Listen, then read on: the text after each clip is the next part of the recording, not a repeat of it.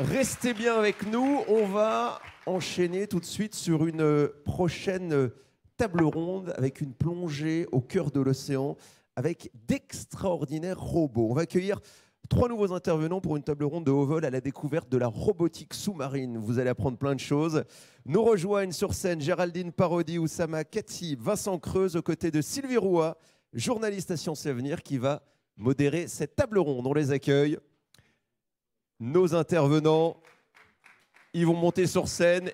Alors, au niveau de la disposition, Sylvie, je vous invite à vous positionner juste en dessous de votre petite photo. Géraldine, regardez, juste en dessous exactement. Voilà, vous avez tout compris. Oussama, c'est pareil. Vincent et Sylvie, voilà, tout le monde est bien en place. Comme ça, vous serez très beau à la caméra pour celles et ceux qui nous suivent à distance sur le site internet du festival. Bonne table ronde.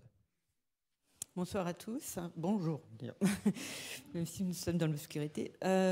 Pour parler aujourd'hui d'un sujet qui commence à avoir une importance croissante, à savoir le développement des activités humaines dans les fonds marins et son corollaire, le développement de la robotique sous-marine. Donc, nous avons comme indiqué 3 intervenants. Géraldine Parodi, vous êtes l'une des rares femmes scaphandrières. Passionnée par ailleurs d'archéologie sous-marine, d'écologie. Oui, tout à fait. Et dans votre travail actuellement, vous accueillez des robots qui complètent votre travail. Vous allez nous en parler tout à l'heure. Oussama Khatib, vous êtes professeur à l'université de Stanford. Vous y dirigez le laboratoire de robotique. Vous êtes le père d'Ocean One, un fabuleux robot humanoïde dont vous allez nous parler. Vincent Creuse, vous êtes roboticien au laboratoire d'informatique, de robotique et de microélectronique de Montpellier. Et parmi vos recherches, certaines se sont également appliquées à l'archéologie récemment. Voilà. Géraldine Parodi, pouvez-vous nous expliquer comment vous êtes devenue scaphandrière ? Alors bonjour à tous, Moi ma passion elle a commencé à l'âge de 6 ans. J'ai eu la chance d'avoir un papa qui faisait énormément de voyages en tant que militaire. Donc on l'a suivi et voilà, la mer était toujours présente. Et ma passion, c'était de travailler sous l'eau. Voilà, je voulais travailler sous l'eau, je ne voulais pas devenir monitrice. Je voulais vraiment être en harmonie avec les fonds marins et apporter quelque chose, réaliser quelque chose sous l'eau. Donc à l'âge de 16 ans, j'ai réalisé mes niveaux de plongée, loisirs. Ensuite, j'ai basculé en tant que plongeuse archéologue pendant 7 années, où j'ai mené différentes fouilles au large de Marseille.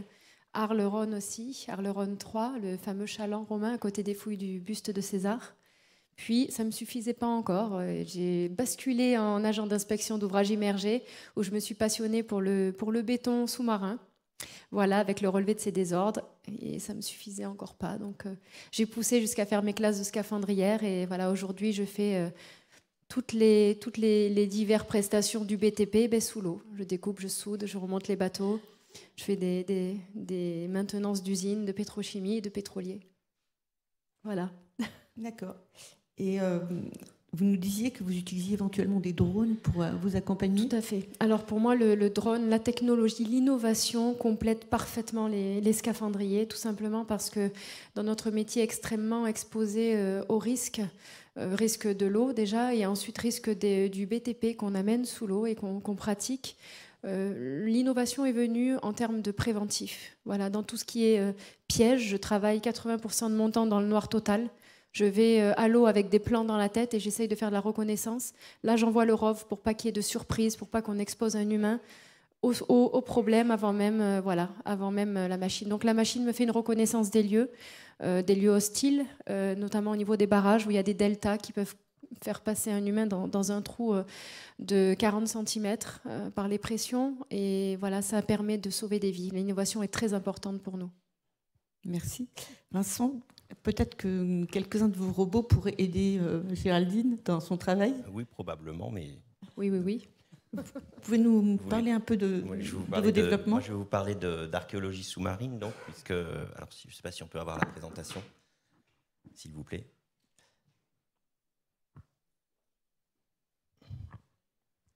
Vous avez vu Michel Lourd, peut-être pour certains d'entre vous, hier, lors de la déclaration des sages, qui était le directeur du TRASM, le département des recherches archéologiques subaquatiques et sous-marines du ministère de la Culture.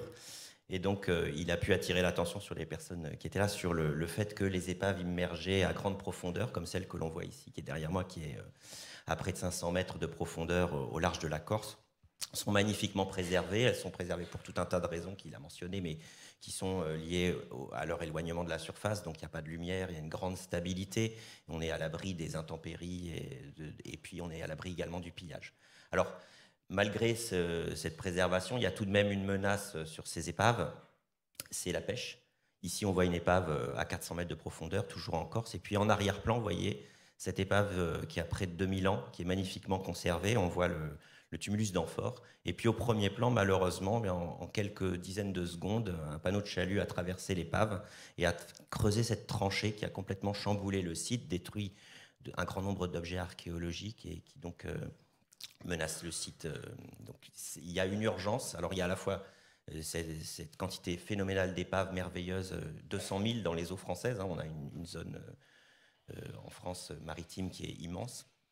Et puis ce danger et donc cette urgence à aller les inspecter.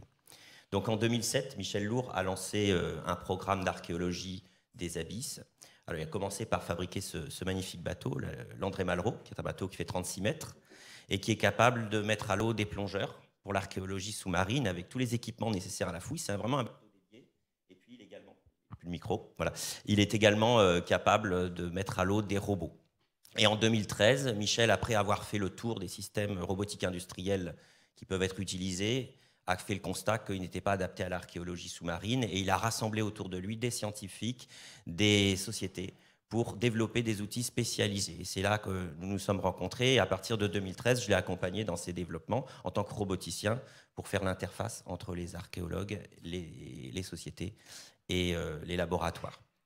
Donc la première chose évidemment qui intéressait les archéologues, c'était de pouvoir visiter les sites, les documenter proprement. Donc on a travaillé avec la société LDY, notamment sur des systèmes d'éclairage. Vous voyez ici des projecteurs qui font 1500 watts chacun en LED, c'est-à-dire c'est à peu près 200 fois la puissance de la lampe de votre salon. 1500 watts, c'est énorme. On a 2 fois ça, ce qui permet d'éclairer sous l'eau à plus de 20 mètres de distance. Je pense que ça fera rêver Géraldine Parodi.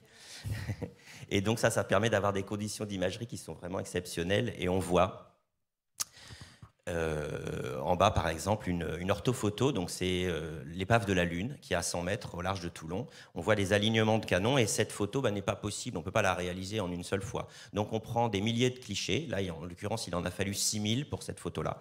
Et puis ces clichés sont envoyés dans un ordinateur qui va les assembler pour créer un modèle 2D de grande échelle qui permet d'étudier l'épave. Alors, on a travaillé également sur des modèles 3D pendant ces années de développement de systèmes robotiques.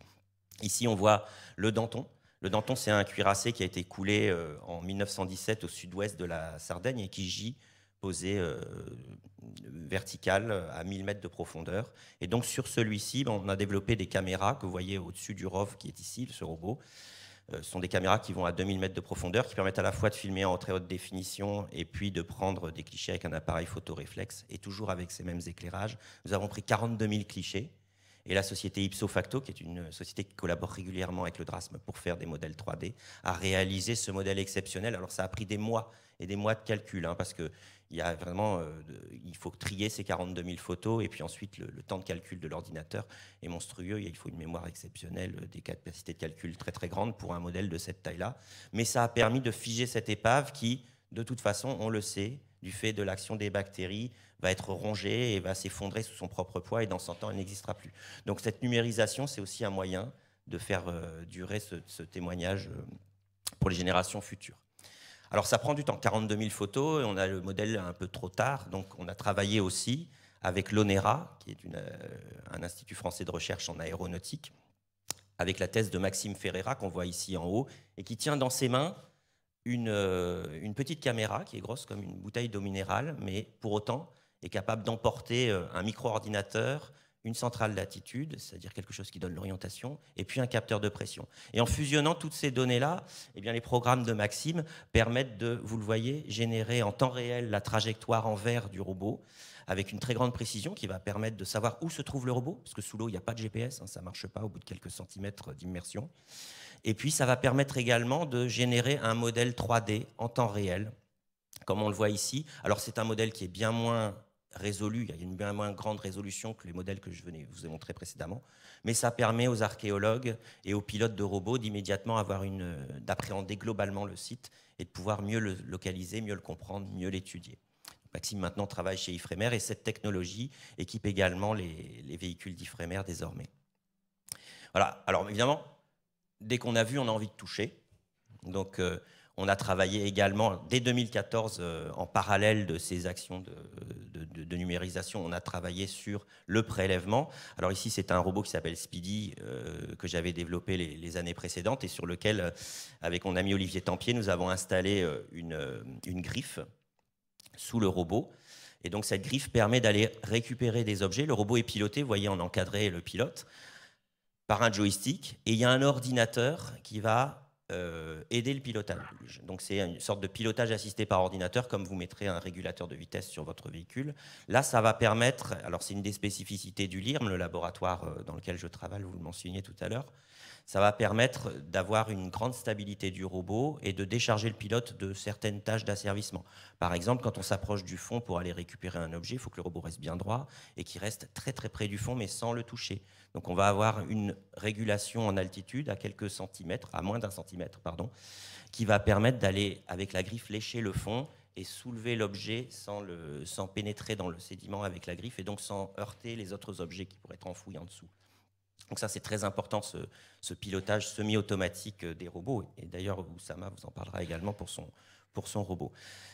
Ce système-là fonctionnait super bien. On a ramassé beaucoup d'objets, des objets de toutes formes, et surtout, contrairement aux robots industriels, on n'a jamais cassé un seul objet avec ce système. Vous voyez des objets là du 17e, sur l'épave de la Lune, que je vous montrais tout à l'heure en photogrammétrie, des bouteilles en verre qui ont 360 ans. On est capable de les remonter sans rien abîmer, on est capable de remonter des gros vases, on est capable de remonter des blocs de roches, on en a fait cet été. Comme ça fonctionnait bien, alors comme toujours, on teste les systèmes à petite échelle, à 100 mètres de profondeur. Donc là, on l'a transposé avec Technoconcept pour que ce système travaille à 500 mètres de profondeur avec un robot un peu plus gros, ramasse des amphores jusqu'à 20 kg. On le voit ici sur le robot Hilarion. Et puis, en même temps, nous avons essayé d'aller un peu plus loin en travaillant avec des mains. Alors ici, vous voyez une main polyarticulée qui a également été conçue par Technoconcept en partenariat avec le LIRM et le DRASM. Cette main a une intelligence mécanique, c'est-à-dire que vous pouvez saisir un gobelet en plastique sans l'écraser et dans le même temps saisir une haltère sans la perdre jusqu'à 5 kg. Donc elle est à la fois très puissante et puis très délicate. Et il y a une autre particularité à ce système, c'est que, vous le voyez, elle est portée directement par le robot, il n'y a pas de bras. Un bras manipulateur sur les robots industriels, c'est très lourd et ça nécessite un robot très très gros qui n'est pas bien adapté à l'archéologie sous-marine parce qu'on ne peut pas se faufiler comme là entre l'encre de la Lune et le canon de la Lune avec une toute petite machine. Et puis on va avoir une machine qui a besoin de se poser au sol parce que le robot manipulateur a besoin de stabilité pour travailler. Là, on travaille à la volée et le bras est remplacé par le robot. On a simplement ajouté des moteurs. Du coup, le robot peut se placer, s'orienter comme il veut, se placer comme il veut, et il va faire une sorte de bras infini. C'est lui le bras, c'est lui le poignet qui porte directement la main. Et cette main a inspiré nos collègues de l'Institut Péprime, un laboratoire du CNRS de l'Université de Poitiers, qui ont décidé de lancer, avec le soutien de l'Agence de la Recherche, un programme SeaHand, qui avait pour objet de concevoir une main, alors cette fois-ci révolutionnaire, qui était dédiée à l'archéologie sous-marine. Alors comment elle peut être dédiée à ça plutôt qu'autre chose? On a capturé un archéologue, vous voyez Denis, ça n'a pas été facile, il est ici. On lui a mis des marqueurs sur la main, comme James Cameron, mais alors avec un peu moins de budget. Cependant, il y a des caméras qui ont capturé ses mouvements. On lui a donné un bac à sable, parce que les archéologues adorent s'amuser. Et on a caché des objets, et on lui a demandé de retrouver les objets en reproduisant les gestes qu'il faisait sous la mer. Parce qu'évidemment, c'était un peu dur de faire ça sous la mer, mais il a longtemps fouillé, donc il a reproduit ces gestes. Ces gestes ont été analysés, et ça a permis de dimensionner une main qui est capable de faire exactement les gestes de l'archéologue. Et de surcroît, celle-ci a l'énorme avantage de pouvoir mesurer les efforts exercés par chacun des doigts. Donc si vous saisissez un objet, vous allez sentir s'il vient ou pas, si on peut tirer sans le casser.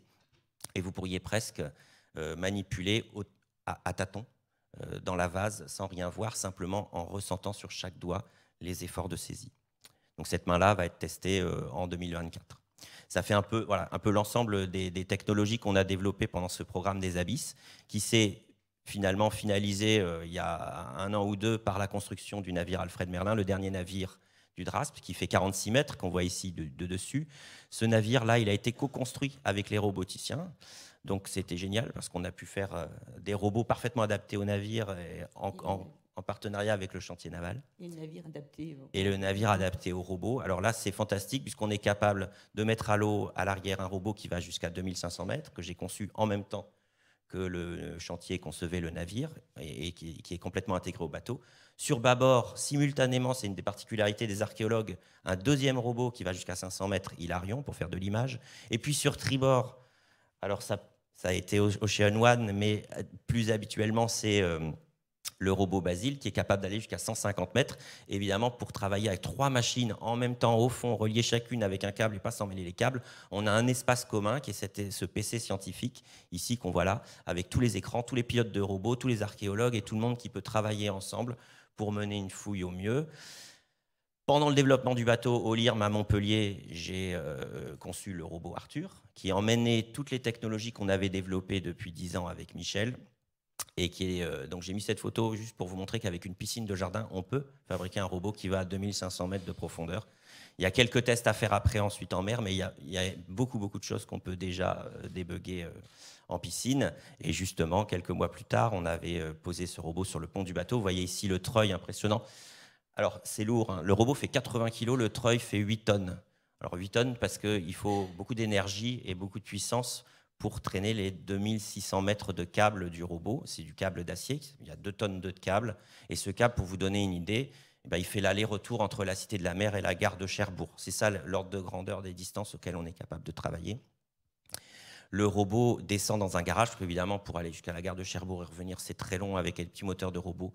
Donc on lui a fait un garage pour aller très vite. Une fois qu'il arrive au fond, il sort du garage, on le voit ici sur les images, et puis il va déployer tous les systèmes dont je vous ai parlé, donc de l'éclairage vers l'avant, puissant, avec toujours des spots à LED, également de l'éclairage en dessous, comme ça on fait la photogrammétrie en même temps qu'on explore le site, on gagne du temps. Il y a des souffleuses, j'en ai pas parlé, ce sont des espèces d'aspirateurs souffleurs qui permettent d'enlever du sédiment pour mieux voir un objet, parce que souvent l'objet on le laisse au fond, et quand l'objet est vraiment exceptionnel ou qu'il y a besoin de faire des analyses dessus, on le prélève avec des griffes, on le met dans la caisse, on le remonte. Et voilà. Et donc ce système est opérationnel désormais depuis 1 an et demi, on a fait des centaines d'heures de plongée jusqu'à 1000 mètres de profondeur. On a vu des choses extraordinaires, des épaves évidemment. Plus c'est profond, plus c'est beau en général, parce qu'elles sont d'autant mieux préservées. Et peut-être la chose la plus spectaculaire et la plus étonnante qu'on ait vue au travers de ces plongées archéologiques, c'est étrangement, c'est pas un objet archéologique, c'est cet objet technologique. Mais je vais laisser Oussama vous en parler parce que c'est son bébé et c'est Ocean One. Merci Vincent.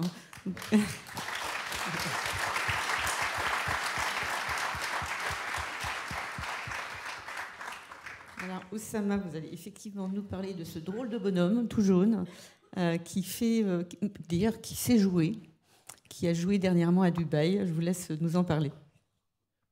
Je vais essayer de parler en français. Et c'est vraiment un grand plaisir d'être ici et de partager avec vous quelque chose d'ailleurs qu'on vient de faire. Je viens d'arriver de Deep Dive. Deep Dive, c'est à Dubaï. Et c'est la piscine la plus profonde du monde avec une ville engloutie dedans. Et donc le robot a pu explorer des endroits incroyables, de faire des choses. Mais je voulais d'abord vous raconter l'histoire de ce robot. En fait, le robot était avec Vincent et Michel sur les 2 bateaux du DRASM depuis 2016 et puis juste récemment en 2021 et 2022. Et ce robot toujours s'intéressait à l'humain, s'intéressait tellement à l'humain que là on le voit dans un aquarium.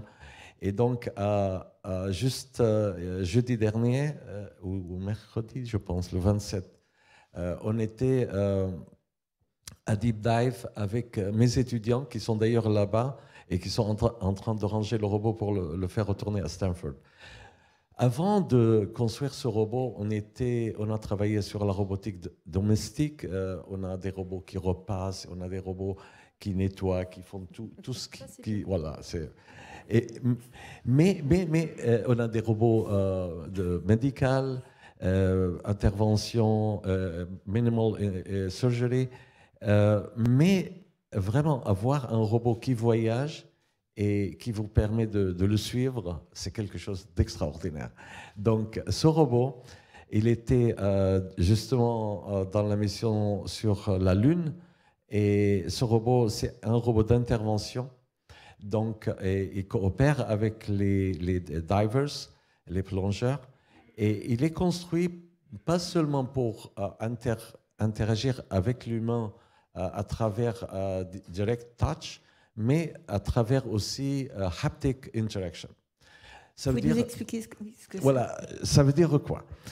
Si vous venez dans mon laboratoire, vous voyez les visiteurs avec des lunettes 3D, et en même temps, vous avez les mains sur ces petits robots qui, en fait, envoient les forces de contact que le robot ressent sur vos mains. Donc, vous êtes assis sur le bateau et le robot descend, et quand le robot touche le fond, vous allez le sentir. Vous allez pouvoir le guider et vous allez pouvoir travailler, intervenir à distance, mais avec le sens de toucher. Le sens de toucher, c'est extraordinaire. Donc, sur le Malraux, on était entre ces deux canons et on a récupéré un Catalan vase de l'époque de Louis XIV, 1664. Et puis, on a commencé, donc ça c'était à 100 mètres, mais les mers, le average depth, la profondeur moyenne, c'est à pratiquement 3700 mètres. Donc, on a décidé de construire un Ocean One avec un K. Le K, c'est pour kilomètres. Et donc, c'était un challenge incroyable de construire un robot qui arrive à tenir la pression 100 fois la pression atmosphérique. Donc, on a trouvé des matériaux et on a développé ça en collaboration en fait avec une compagnie française. Et on a construit la chose la plus intéressante avec ce robot, c'est les bras. Vincent a mentionné comment les bras sont compliqués, lourds et tout ça. Ces robots, ces bras sont légers et on appelle ça touch sensitive compliant. Donc c'est des robots, c'est des bras remplis avec de oil. Et donc le robot est parti à 40 mètres, à 124 mètres. En Corse, on était à l'Aléria. On a ramené des objets très fragiles. Ça, c'est pratiquement 2000 ans dans Roman Vassal. Ça, c'est une décoration avec des palmes. Oui, c'est oil lamp. Et puis, même des morceaux de poids du bateau d'il y a 2000 ans. Et voilà, après, on est descendu sur le Crispy. Voilà la salle de contrôle. Il y a beaucoup de choses à travailler avec. Et là, on était sur le Crispy à 500 mètres, placé à marqueur pour justement faire le scanning. Et puis, le robot est parti faire le grand challenge d'aller à 1000 mètres. Et ce qui était incroyable, c'est que ce robot qui a été conçu, testé dans une piscine à 1 mètre, est allé à 1000 mètres sans changer quoi que ce soit, sauf la flottation de l'eau et qui est plus différente de l'eau douce. Donc, je pense, j'ai une petite... voilà, ça c'est le message qu'on a laissé au fond. A robot's first touch of the deep sea floor, a vast new world for humans to explore. Et voilà un petit peu la construction du robot qui était fait à Stanford pendant Covid. Et le robot, après avoir été testé, était dans la Méditerranée avec mes étudiants et on a fait l'exploration tout en maintenant à travailler avec plusieurs mains Et voilà Vincent et tous les collègues autour de nous. En fait, une opération comme ça nécessite beaucoup d'intervention, pas seulement d'un seul robot, mais plusieurs robots. Et une chose qu'on voit ici, une caméra introduite à l'intérieur de cockpit pour filmer. Voilà encore l'autre opération. Là, on va prendre la lampe. Mais je veux passer directement au CRISPy parce que au CRISPy, on a fait un peu d'études de l'environnement à l'intérieur du bateau où le robot ne peut pas aller à travers cette caméra, et on a trouvé de iron eating bacteria. Des bactéries, en français, des bactéries cachées. Oui. Qui mangent le fer. Voilà, et c'est très rare dans cette partie de la Méditerranée. Et voilà, là, le robot qui descend à 852 mètres. Et c'était extraordinaire. On avait vraiment peur que le robot explose. Mais ce robot a été bien conçu et avec l'électronique qui était... l'électronique, et c'est à l'intérieur de la même pression que de l'eau. Et malgré ça, on a réussi à faire quelque chose d'extraordinaire. Donc, voilà le robot à Deep Dive d'il y a quelques jours. Et à Deep Dive, le robot a interagi avec les divers. Et les plongeurs. Et là c'était le départ de l'événement. Et puis, il a travaillé sur des structures. Dans les océans, il y a beaucoup de structures à maintenir, et là, c'est à réparer. Et là, on voit comment le robot est en train d'interagir. Et aussi, il faut s'amuser. Et donc, le robot, il joue aux échecs. Et ce robot, il est vraiment capable de battre, et voilà, échec et mat. Et puis... le robot, là, il est sportif, bien sûr. Et puis, le robot peut faire de la synchronized dance, swimming. Et donc, il est en train, là, d'interagir. Et voilà, l'appartement enfoui. Et donc, le robot est en train de passer partout à l'intérieur de l'appartement. Et de visiter, c'est quelque chose d'assez dangereux parce qu'il faut quand même ressortir, c'est à 38 mètres. Et voilà le robot en train de récupérer des objets. Donc il y a une dextérité incroyable, et aussi il y a la capacité de travailler avec précision, comme on le voit là, où le robot est en train de jouer au billard.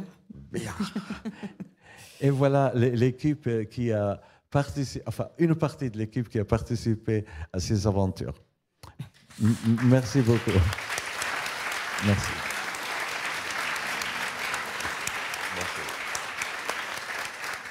Alors, ces images sont en exclusivité pour Grand Océan. Donc, on est les premiers à les voir. Pourquoi cette forme d'humanoïde ? En fait, l'idée, c'est d'avoir un plongeur capable de travailler comme un plongeur humain.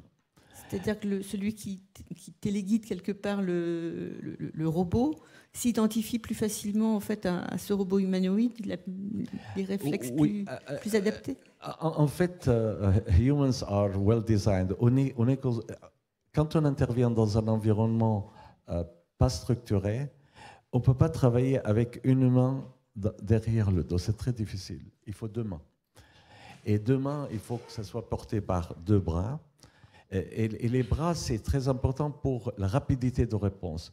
Le robot est toujours lent, mais pour faire l'ajustement et prendre les objets et travailler, c'est... Une fois qu'on a les deux bras, on sait que les plongeurs regardent les mains avec l'objet. Donc, on a besoin de stereo vision avec la possibilité de voir les mains. Donc, il faut une tête. Donc, déjà, on a le upper body, enfin, la partie torso, arm et head. Et tête. Mais finalement, c'est une mermaid. Et le robot, une sirène, c'est pas vraiment un human diver, mais ça permet une connexion incroyable. Les plongeurs qui travaillent avec le robot se projettent dans l'eau Et l'expérience, par exemple, d'autres expériences avec ce robot, le robot porte nos yeux et porte nos mains. D'accord. Géraldine, est-ce que ce robot va vous remplacer à terme? Je pense pas. Qu'est-ce qui va différencier le scaphandrier? Moi, je souhaite à terme de travailler avec ce genre de robot, tout simplement parce que lorsqu'on crée des robots aussi perfectionnés, on a un associé, on va dire, sur lequel on peut compter en permanence. On peut l'envoyer, on peut le faire prendre des risques. Ça reste une machine, entre parenthèses, même très perfectionnée. Donc faire des gestes que nous, le scaphandrier, on s'exposerait beaucoup trop. Donc je pense qu'on peut vraiment avoir en binôme plus tard, un véritable Ocean One personnel. Ça me ferait rêver. Mais voilà, je pense qu'on va tout simplement se compléter. Nous, notre équipement du casque lourd à la Tintin passé, notre équipement aussi a évolué. Donc tout évolue, le fait d'aller aussi de plus en plus profond évolue. On a aussi la plongée à saturation pour les scaphandriers. Donc toute la logistique évolue avec nous et forcément d'avoir un robot aussi perfectionné, on s'en servira certainement dans un domaine préventif pour s'associer avec eux, bien sûr. C'est même souhaité. Et maintenant, à l'avenir, comment on peut imaginer ce type de robots? Comment vont-ils se déployer dans les fonds marins? Oui, alors ce qu'on aimerait faire, comme dans l'espace, on a des observatoires sur notre planète qui observent le ciel, le cosmos. On va placer des stations dans les océans. Des observatoires.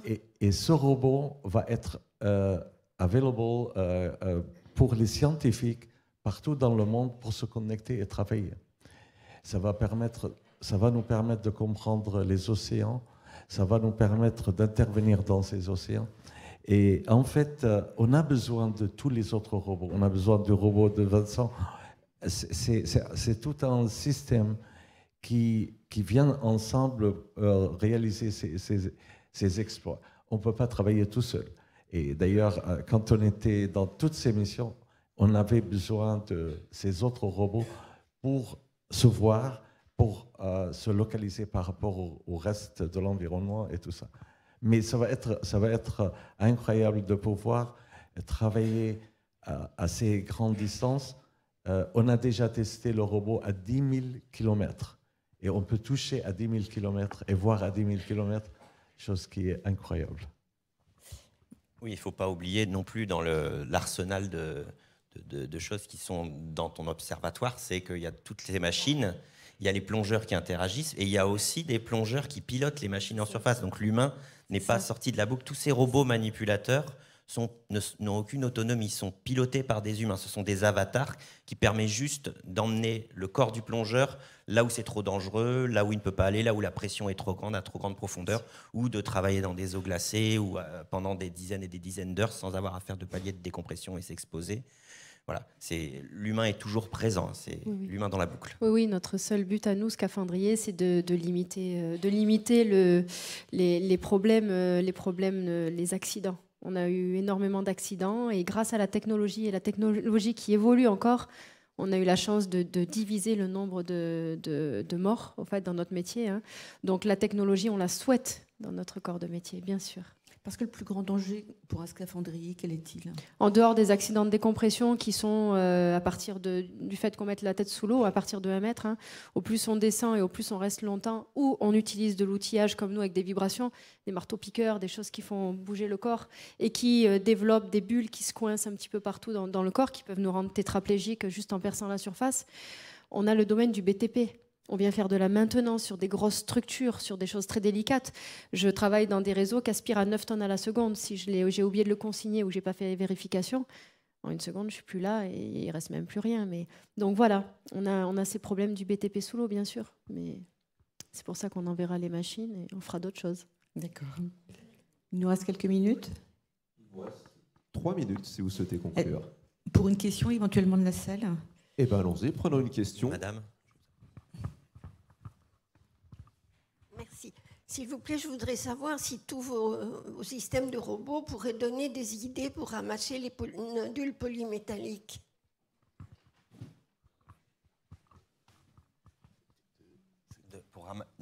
pour ramasser les modules polymétalliques, c'est-à-dire les minerais qui sont au fond de l'eau. Absolument. En fait, c'est un robot d'intervention. C'est un robot qui est dirigé par un humain, mais en même temps, c'est un robot qui a beaucoup d'autonomie en soi et capacité de travailler dans beaucoup de conditions. Donc, il travaille pour les corals, pour corail, les coraux, pardon, et travaille pour les structures, pour les câbles sous l'eau, entre les océans. Et oui. C'est le sujet de la pollution. Alors, il y a les nodules, effectivement, mais plus encore, c'est les encroûtements qui risquent d'être compliqués. Le nodule, leur exploitation est interdite, rassurez-vous. Voilà. Hein. Il n'y a pas de problème. Et puis, c'est un outil, on en fait ce que l'on veut. C'est pas parce qu'il est capable de le faire qu'on est obligé de l'utiliser. Absolument, mais ça n'est pas la vocation première de ces machines. De la même manière qu'avec un scalpel, on peut sauver une vie ou l'enlever. Voilà. Et de la même manière, je pense que si ces robots se développent, devra se poser une question sur l'éthique de l'utilisation de ce type de robot. Absolument.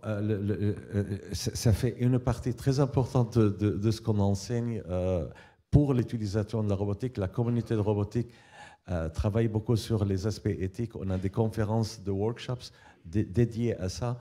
L'utilisation de la robotique est vraiment pour aider l'humain, aider l'humanité et aider notre planète, mais absolument pas pour causer des dommages à l'humain. Merci beaucoup. Les débats pourront se poursuivre après si vous souhaitez. En tout cas, merci beaucoup. Merci. À Sylvie Roux, journaliste pour Sciences Avenir La Recherche, et à nos 3 intervenants pour nous avoir fait découvrir ces extraordinaires robots.